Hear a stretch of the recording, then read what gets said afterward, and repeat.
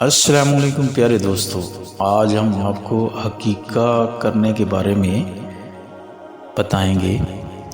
دعائے حقیقہ کیا ہے اور اس میں حدیث پاک میں کیا بیان کیا گیا ہے۔ پیارے دوستو، حقیقے کے بارے میں حضور صلی اللہ علیہ وسلم نے کیا بیان فرمایا، یہ ساری باتیں آپ سے اس ویڈیو میں شیئر کریں گے۔ پیارے دوستو، بچے کی پیدائش پر اللہ تعالیٰ کی بارگاہ میں جو جانور ذبح کر کے خراید کیا جاتا ہے، اسے حقیقہ کہا جاتا ہے۔ حقیقہ حضور صلی اللہ علیہ وسلم کی سنت ہے۔ پیارے دوستو، ایک حدیث پاک حضرت ام رضی اللہ عنہا سے روایت ہے کہ رسول اکرم صلی اللہ علیہ وسلم نے فرمایا کہ حقیقے میں لڑکے کی طرف سے جو بکریاں اور لڑکی کی طرف سے ایک بکری دی جائے۔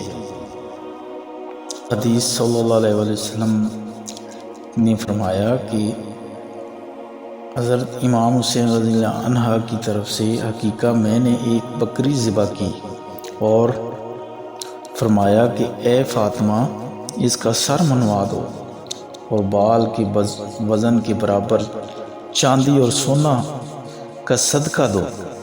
پیارے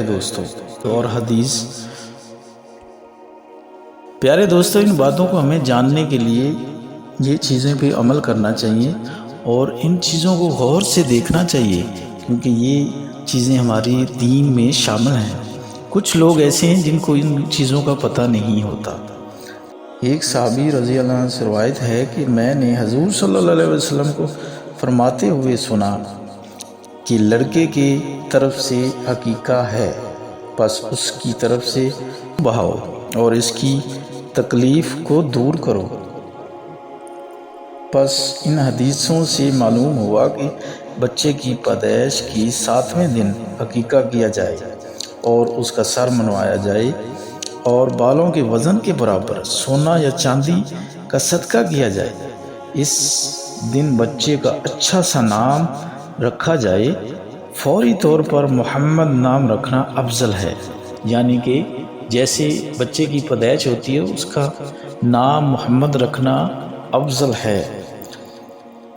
پیارے دوستو، یہ چیزیں ہمارے لیے بہت قیمتی اور بہتر ہیں، یہ ہمیں دین کی طرف لے جاتی ہیں۔ پیارے دوستو، حقیقے میں کوئی خلاف شرع بہود رسم نہ کی جائے، لہذا مثلا اس میں کوئی بھی ایسی رسم نہ کی جائے جس میں جو نا بیہودہ خرچات ہوں، اخراجات ہوں اور تنگ و تنگی ہو۔ حقیقے کے جانور میں قربانی کے جانور کی شرح کا ہونا ضروری ہے۔ ایک گائے میں 7 حقیقے ہو سکتے ہیں۔ قربانی کی گائے میں حقیقے کا حصہ ہو سکتا ہے۔ حقیقے کا گوشت بچے کے ماں باپ، دادا دادی، نانا نانی نہ کھائیں، یہ شرعی غلط ہے۔